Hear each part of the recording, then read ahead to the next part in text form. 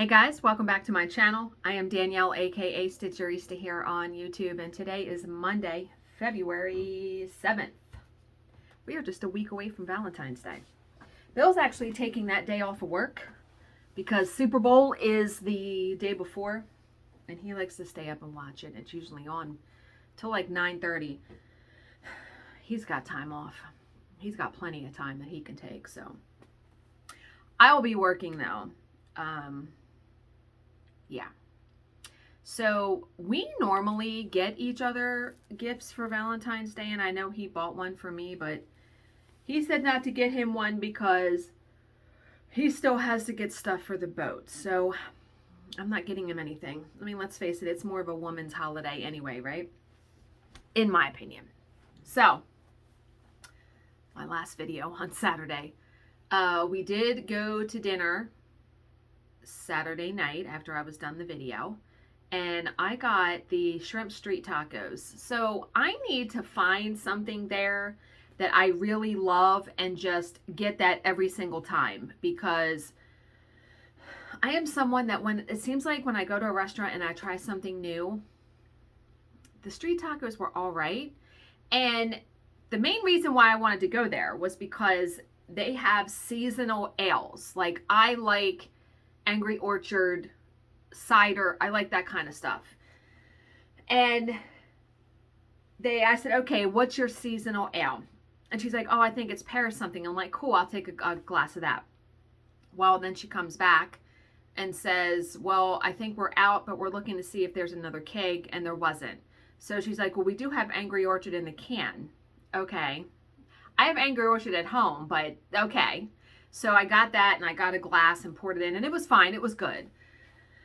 And yeah, Bill always gets wings and tater tots there. He really likes their wings, so he liked it. But it was nice. I mean, it's close. It literally takes us 1 minute to drive to it from our house. And so we came home and just watched TV and relaxed the rest of the night. And then Sunday, so after the video, when the video was processing on Saturday, I was on Amazon looking for a Keurig. And I'm going to take you guys out there and show you because I did get it. I got the Elite, and it's like, the finish is like brushed gold. And it actually matches the kitchen very well. Like the backsplash we did in the countertops. And Billy was even like, ooh, I really like the look of that when he saw it this morning. So I didn't have hardly any coffee on Saturday. And then Sunday, Bill made me a cup of coffee. I have to say, this man tries. He tries, right? And he can be very ingenious with ideas. So, you know, I have the reusable K-Cup, you know, that you can put your own coffee grounds in. And it has its own filter. So we did that, and I cut open a K-Cup and poured the coffee grounds in.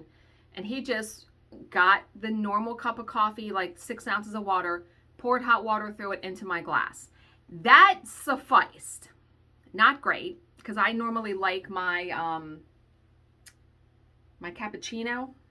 No, I wasn't wasting a cappuccino cup on that. So I had that coffee, and I thanked him for his effort. I mean, he was trying. And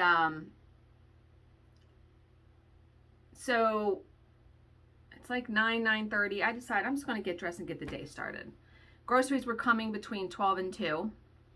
And he had to go out. He had to go out. I forgot what he was going to do some Valentine's Day shopping because he gets his daughter something every year. So he was going to go out and do that.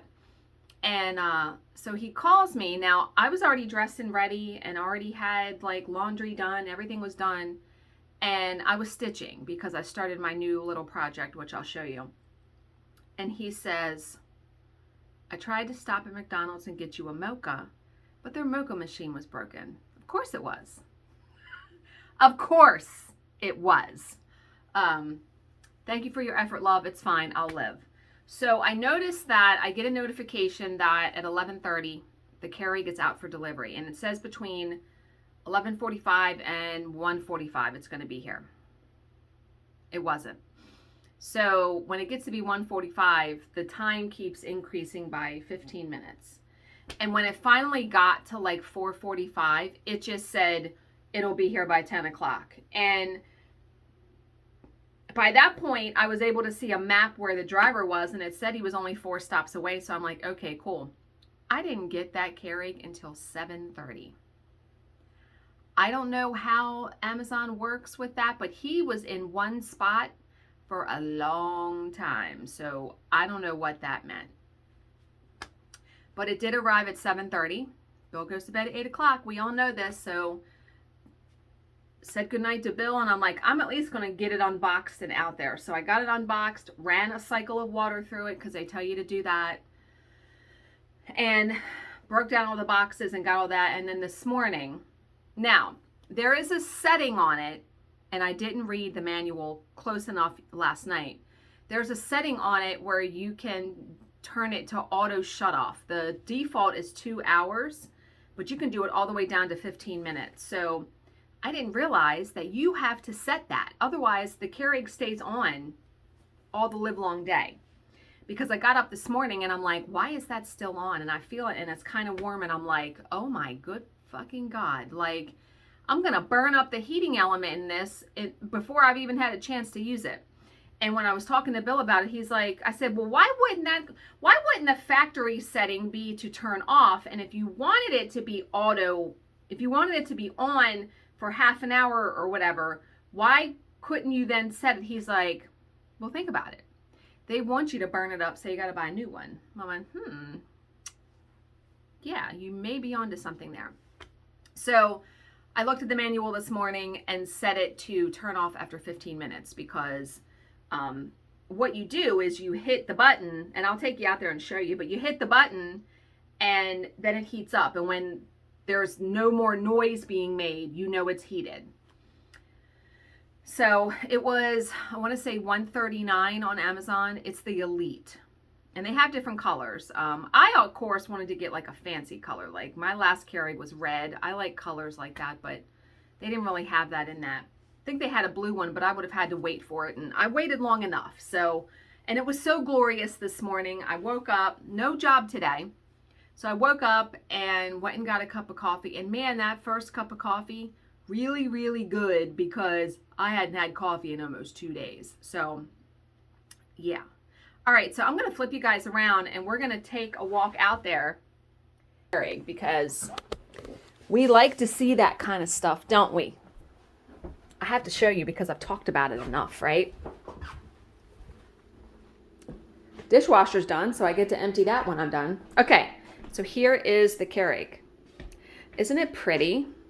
So what's different on this one from my other one is, and it's not focusing.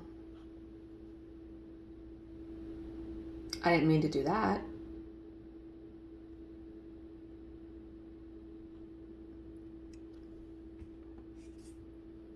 Okay, maybe that's focused now. Okay, or maybe it's my eyes. The difference is this one has a clock. My last one didn't have a clock. So there's the power button. There's the settings. It's very easy to go through the settings. I do have it programmed for this to come on at 8 o'clock every morning, only because that's when I usually wake up, like especially on the weekends. That way it'll already be heated. And then you can actually change the strength of it. And if you want to just brew hot water, like for soups or cup of noodle or something, you can do that. And then you can do iced coffee. I never do that, but Bill likes iced coffee sometimes. But it'll tell you when to descale and it will light up when you need to add water. But what I like is, I usually drink a 6-ounce cup of coffee, but this one has an option for a 4-ounce. So if I really want a strong cup of coffee. So 4, 6, 8, 10, and 12. And what you do is you turn it on, lift it up, put the pot in, and when you put it down, these buttons light up. So then you know you can press one. Yeah, absolutely. Just, and see how pretty, like the pretty gold color is? And what I like about it too is that in the previous one, this was clear. So you could see like the constant, you could see the water level, but now you just look at it straight on and it looks kind of fancy. So you have to go to the side to see that, the water reservoir. So yeah, I really, really like it. Really like it. Wait a minute, I don't want to. All right, so let's go back in so then I can tell you. I stitched quite a bit on Sunday on my new piece. which is Primrose Cottage Stitches Be Mine. Let's get you fixated there. So I got actually quite a bit done in my opinion. Yesterday I got the whole border done. And then I got the border and I got the heart. So today I started stitching, this is the word mine. But yeah, it's a little bit over 2x2, so it'll be perfect for the journal. And that's really, I'll be honest, that's really all I'm interested in stitching right now is stuff that can go in that book. Because it's just so easy, or easier. And I can get some finishes under my belt. I just find, you know, I don't have the mental wherewithal to do these big projects anymore where it takes me days, weeks, months to finish something. I have no desire to do that. So remember, this is on 18 count Aida by Seraphim Fabrics in the color Caramel. I really like that color. But yeah, and I'm using all the called for DMC. It's only 6 colors. So I did patterns on Etsy. So now I have the habit, I have notes actually. I've been checking, so in the morning, what I'm trying to do is I'm trying to get in the habit of, I just looked at my cart. My cart in Etsy, the total is $262, all the stuff I have added in there.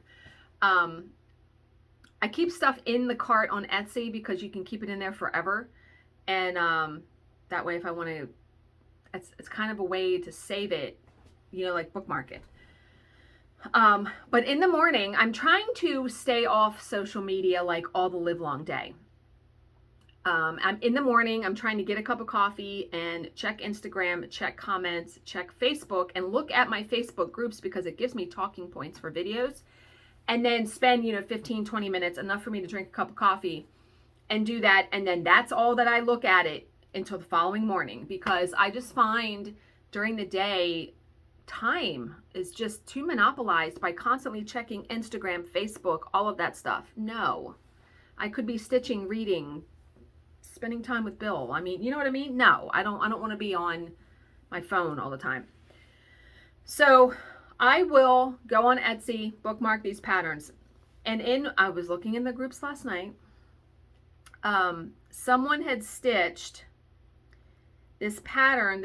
The store is called Stitch by Drey, D-R-E-Y. I will bookmark it down below.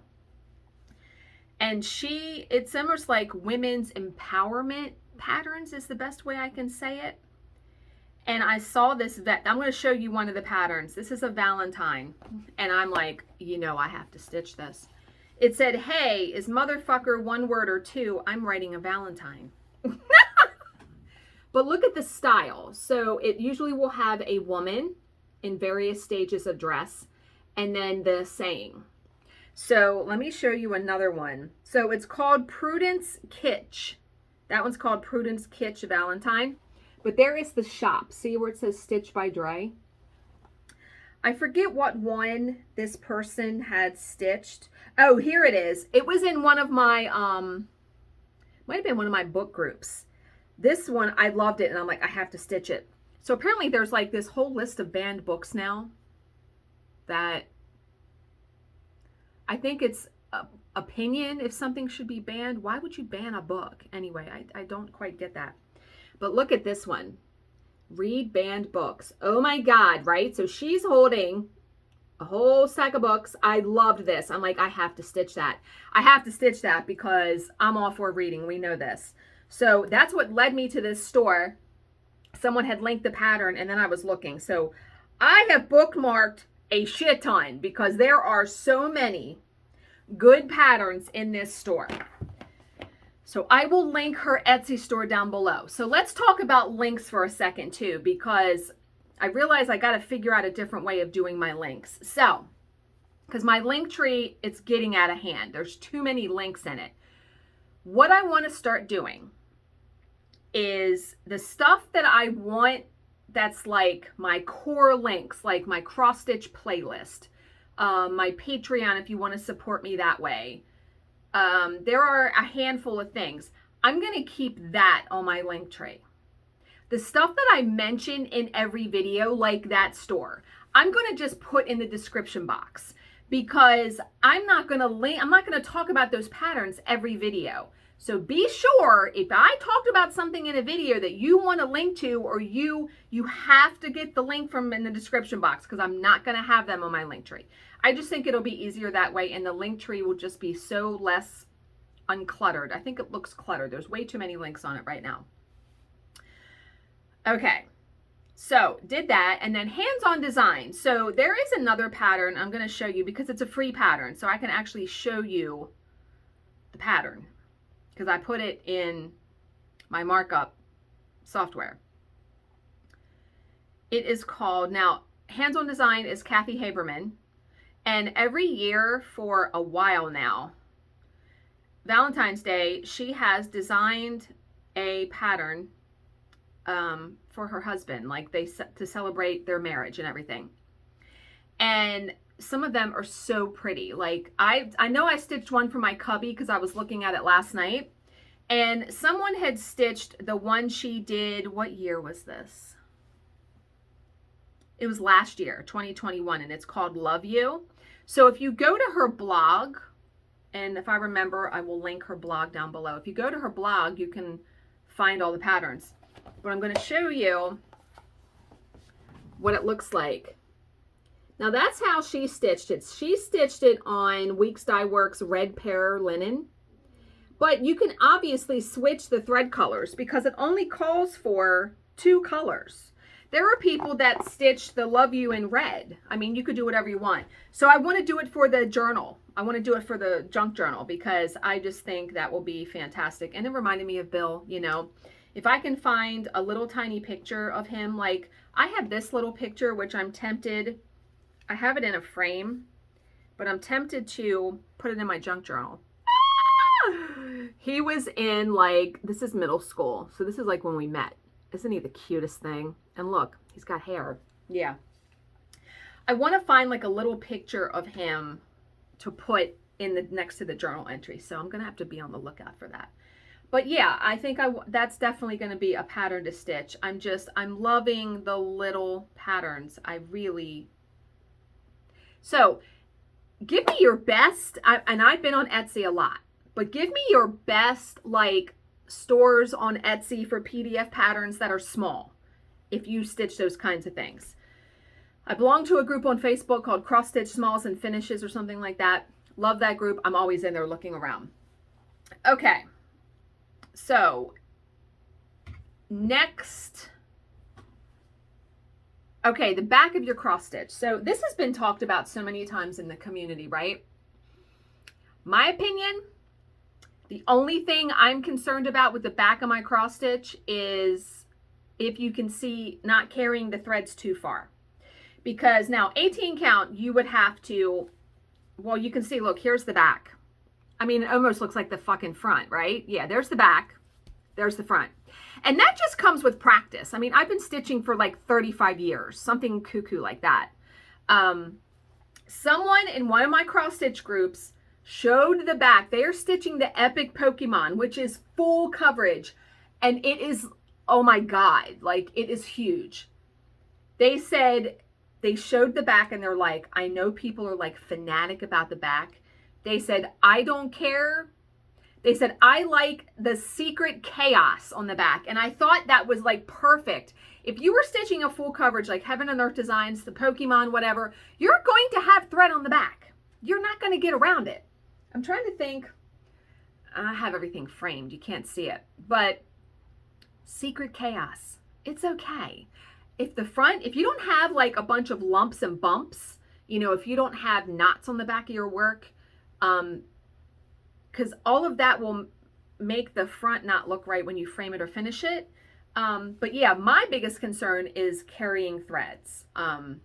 So what I will do, and I think I even have a video on this.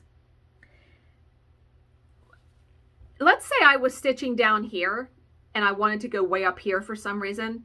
If these stitches were here, I will run my needle, I will run my thread through that. Do you know what I mean? So you're not really seeing it it's not being carried over all of those stitches, if that makes sense. I've done that a lot in pieces. Okay. I'm looking at my notes. Okay, one last thing before we're going to do a true crime story, because why not, right? I haven't done one in a couple days. So white floss. I don't know any stitcher that likes to stitch with white floss. I personally don't. I dislike all light colors. And I think it's because of the way the light hits it with our eyes, with whatever, that it looks different than the darker flosses. So someone said, and this was 2 tips that I saw on Facebook group. Someone said they always leave light stitches. If you can, sometimes you can, especially if your whole piece is done in lighter colors. They will leave white stitches until last. And then they will also railroad their stitches. And I do have a video on how to railroad your stitches. And someone said they only railroad the top leg. So if you go like normal is from bottom left to top right, and then so you would do this way and then this way. So when you do the one that says this way, you would railroad that because it lays on top. They said it looks much neater. I will have to try that. And then someone also said the darker colors seem to have more body, and I know exactly what they mean. And I'm like, it's got to be because how the light hits it. It's got to be. And then someone else said they switched to anchor white, and it made a huge difference. So I'm like, have any of you stitched with anchor white, and have you noticed a difference between anchor white and DMC white? So I'm going to get a skein of anchor white and try it out, because I actually have white. There's white in this piece. Like right here, there is a solidly stitched square that says B, and the letters B and E are in white.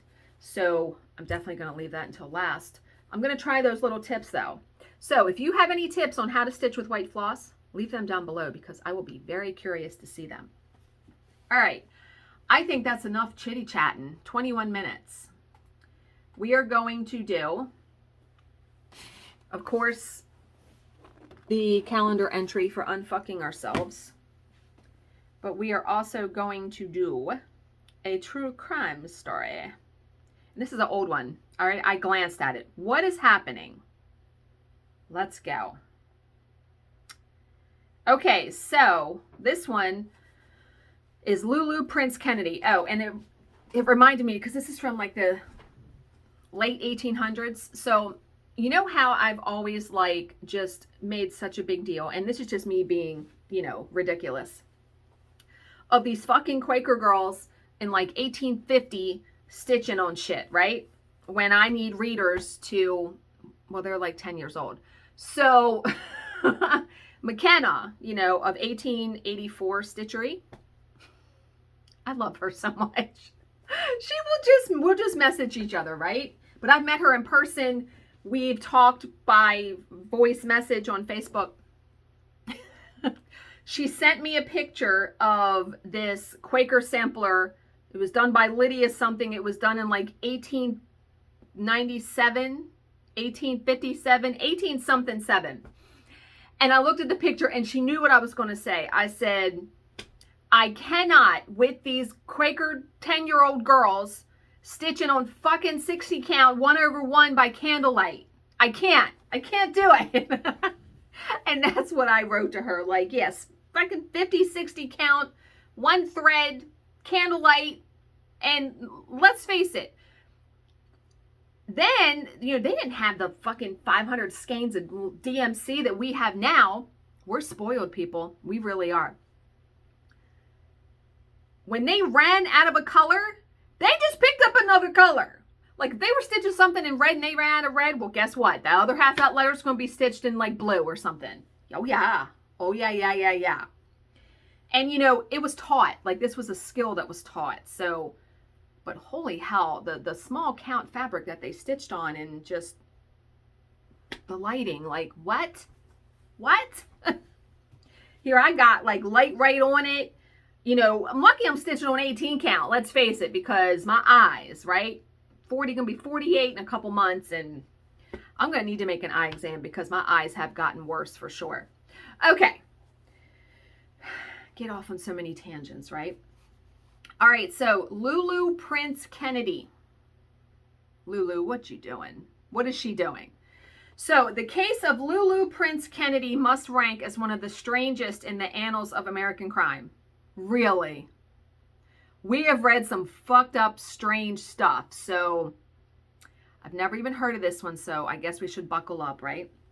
Lulu was an attractive young woman, 23 years of age, living in Kansas City, Missouri during the early 1900s.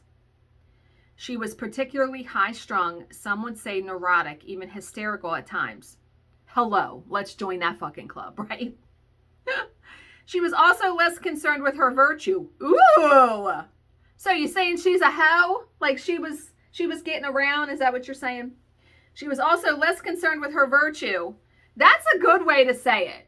She must be less concerned with her virtue. I'm going to have to remember that.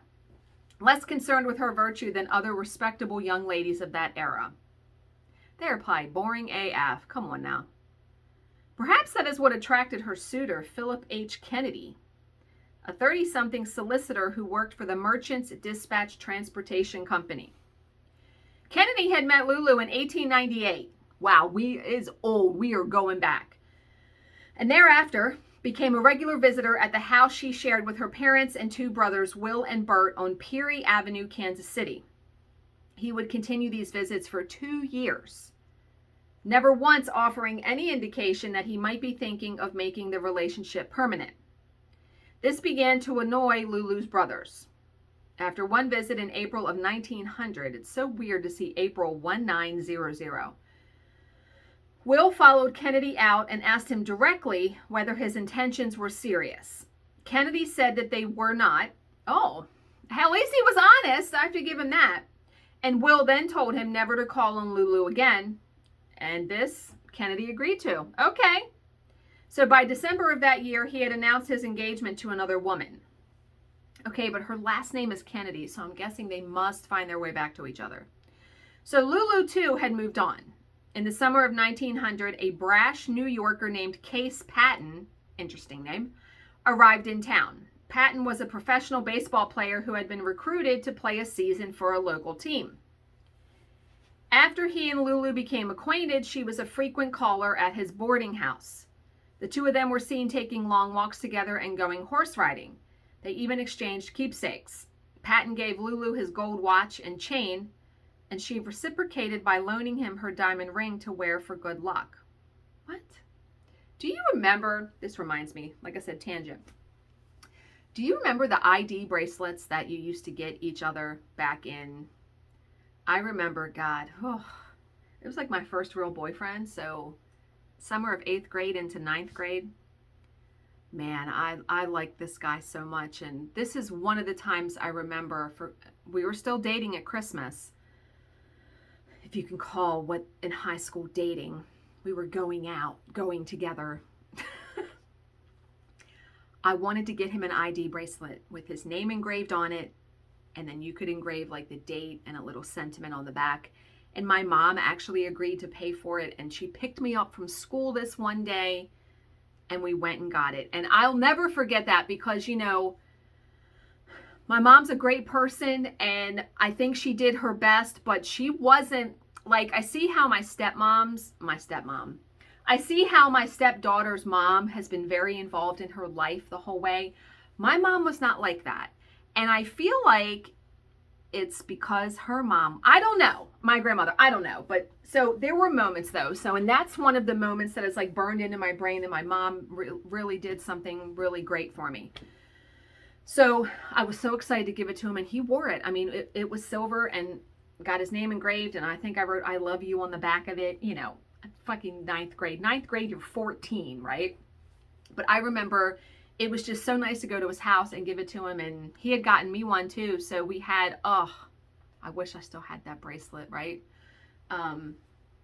Yeah, first loves, huh? Okay. So at season's end, however, the romance was over.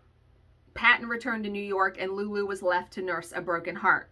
The matter should have ended there, but in October 1900, Lulu showed up at a Kansas City police station and reported that Case Patton had left town with her diamond ring. Oh! Detective Andy O'Hare took the report and promised to write to the police chief of Westport, New York, asking him to obtain the ring from Patton and return it to Lulu. The letter was sent that same day, but it elicited no response, and after waiting several weeks, Lulu ran out of patience. She told Detective O'Hare that she was going to travel to Westport to retrieve her ring for herself. No, Lulu, don't do that. The officer advised against this, not least because the trip would cost more than the ring was worth. Okay, yeah, that doesn't make no sense. Lulu's brother, but it could be the principal. The principal of the fact that that ring is not his and that she should have it. So Lulu's brother also tried to talk her out of the idea, even promising to buy her a new ring, but Lulu was adamant. When a woman gets an idea in her head, you're not stopping her, right? She departed within the week and was back a fortnight later, so a fortnight is 2 weeks. She was back a fortnight later with the ring restored to her hand. Did she do something when she went to get that ring? Did she do something naughty? About a month after her return, Lulu made an appointment with a Dr. Cross in Kansas City. She informed the doctor that she was the wife of Case Patton, a professional baseball player, and that she was pregnant. Oh my. So according to Lulu, she and Case had wed secretly because of a clause in his contract requiring him to remain single. What? So back then in 1900, they required baseball players to remain single? Is that true? Now with her pregnancy, the truth would come out and her husband would lose his career, and it was for this reason she needed an abortion. Oh my! 1900? That probably wasn't happening. No. Dr. Cross, of course, refused this request. Abortion was illegal. Yeah, that's what I figured. And could result in prosecution and the loss of his medical license. Besides that, it was against his principles as a physician and a Christian. Lulu left the doctor's office disappointed that day, but she was back a month later requiring treatment for nervousness. Is that what they called it then? Anxiety, right? The doctor wrote her a prescription, and as she was leaving, Lulu casually mentioned that she found another physician to perform the abortion she desired. Okay, is that true? So it is at this point that the story takes an odd turn. Okay, so here we go. Like, it's already a little bit bizarre, but all right. On December 4th, 1900, a few days after Lulu's latest doctor's appointment, Philip Kennedy was sitting in his office when he received a call from a lawyer named Charles Nearing requesting an urgent meeting. Asked what this was about, Nearing would only say that it was a matrimonial matter. When Kennedy pressed for further details, the lawyer said that it had to do with Miss Lulu Prince. Lulu's father, C.W. Prince, had issued an ultimatum. Either Kennedy would marry Lulu or C.W. Prince would kill him. So I'm guessing Lulu is now telling tales. I'm guessing she told her father that Kennedy was the father of her baby, not Pat. That's what I'm guessing. So Philip Kennedy might have been wise at this point to simply put down the phone and refuse to engage any further. But he agreed to meet with Nearing and arrived at his downtown office that same morning. Here, the lawyer filled in the blanks. Lulu was pregnant, and C.W. Prince was demanding that Kennedy make an honest woman of her or face the consequences. Now, how long had it been since they had been together in that way? Don't remember. Kennedy was outraged at the suggestion that he might be the father of Lulu's child. Even if that were possible, he was engaged to another woman and had no interest in marrying Lulu. We know this, right? So, and with that, Patrick Kennedy got up and left. However, he didn't get far. Downstairs, C.W. Prince, his son, Will, and Lulu were waiting. Jesus Christ. Will had a pistol, and C.W. told Kennedy that he would either marry Lulu or he would be dead in 5 minutes. What? Judging by his demeanor, Kennedy had no doubt that he was serious, so the terrified man was marched to the county courthouse to obtain a marriage license. Then he was brought before Judge Gibson, and the nuptials were completed. So I'm guessing it doesn't take as much time. Like, you can't get a marriage license, I don't think, and then immediately go and get married. I don't know. I don't remember how that works. It's been a while. Plus, we got married in Arkansas, and my first marriage, I was married in Las Vegas. So, yeah, I don't remember. The Prince family had forced Patrick Kennedy into a marriage, but they couldn't force him into being a husband. This is true. Over the weeks that followed, Kennedy kept a low profile, avoiding Lulu and her kin. Unfortunately, this only served to infuriate the Prince clan. On New Year's Day 1901, C.W. Prince sent a bill by messenger to Kennedy claiming $40 for 1 month's board and maintenance of your wife. And $40 in 1901, probably a whole lot of fucking money, I'm guessing. 2 days later, C.W. and Will showed up at his workplace demanding payment, and Kennedy refused. Good for him. In fact, he told them that he had employed the services of an attorney to have the marriage annulled. And this was a mistake. It says probably, but I'm guessing it's a mistake. On January 9th, 1901, an announcement appeared in the Kansas City Star declaring that a petition had been filed to annul the marriage on grounds of coercion. Oh boy. The next day, Lulu paid another visit to Dr. Cross and admitted that she had lied to him in the past. She wasn't married to Case Patton. She was, in fact, Mrs. Kennedy, and she also had not gone through with the abortion. She was still pregnant. She begged Dr. Cross to accompany her to her husband's workplace to tell him that she was expecting his child. Cross, who had never even examined Lulu to determine whether she was pregnant, refused. Then Lulu started crying and told him about the pending annulment. Her father and brothers were going to kill Kennedy if he went through with it, she said. Only Dr. Cross could save him. Faced with this unwanted responsibility, Cross eventually agreed to accompany her to the Ridge building where Kennedy worked. This is so odd, this whole story. The meeting between Cross and Kennedy was a brief one. Kennedy swore that he could not be the father. Okay, this is where the timeline comes in. He could not be the father of Lulu's child since he hadn't been intimate with her for over 8 months. Lulu certainly wasn't that far along.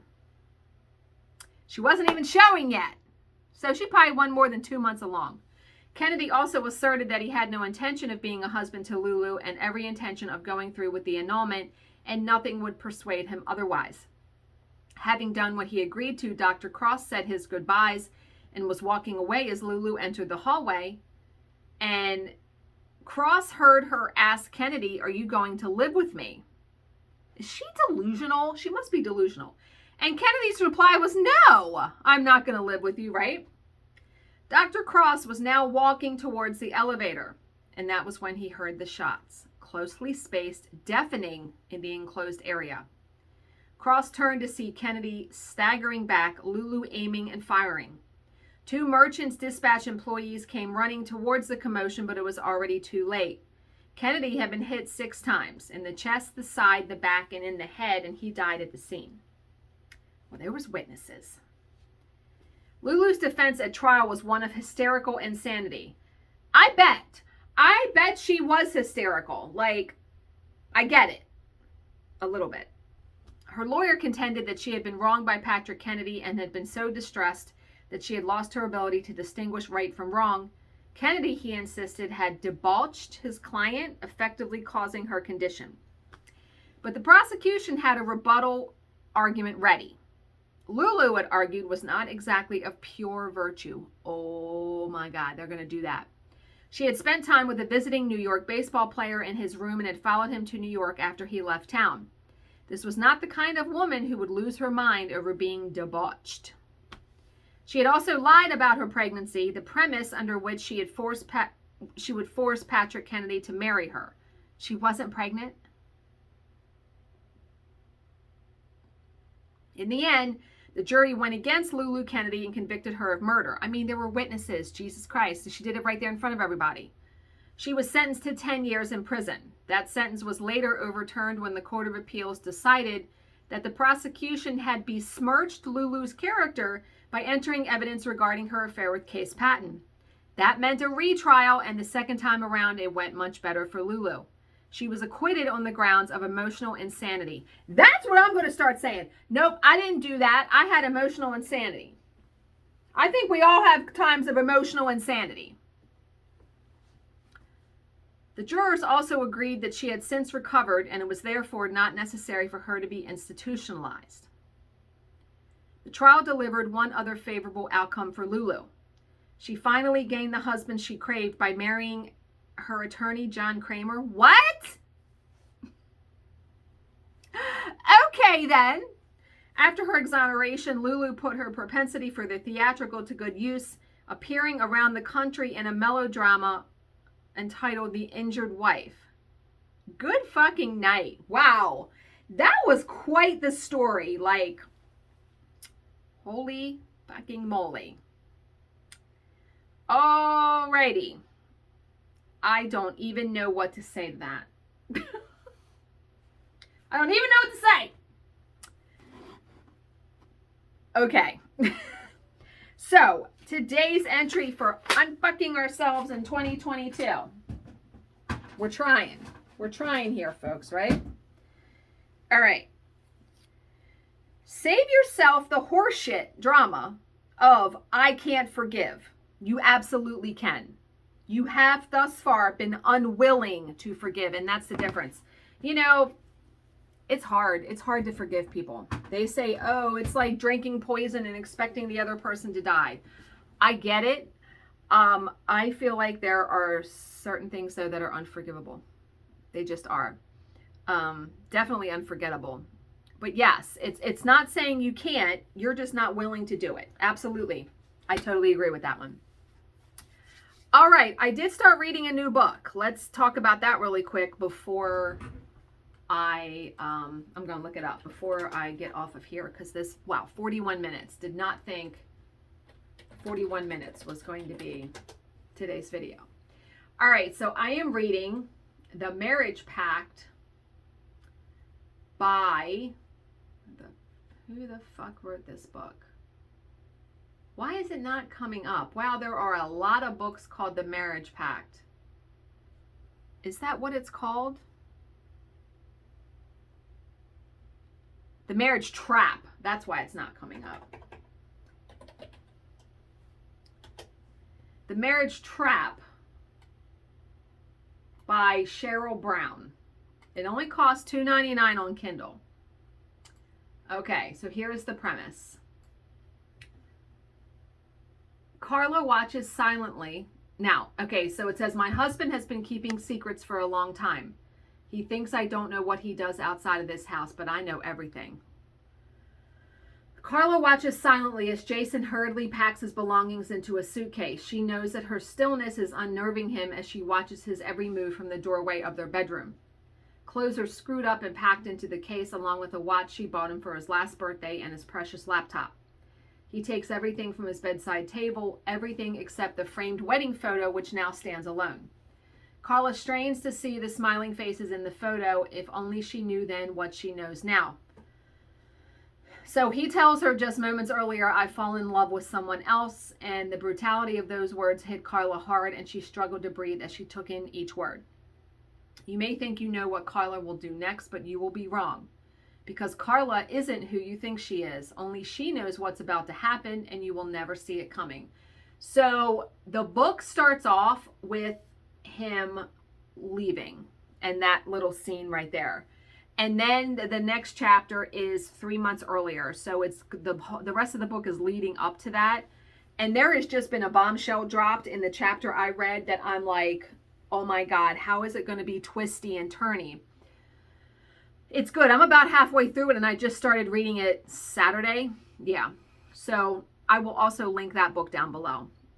So, as always, if you have any questions, please leave them in the comments section below, and I will answer them to the best of my ability. Thank you so much for watching and subscribing, and I will see you in my next video. Bye, guys.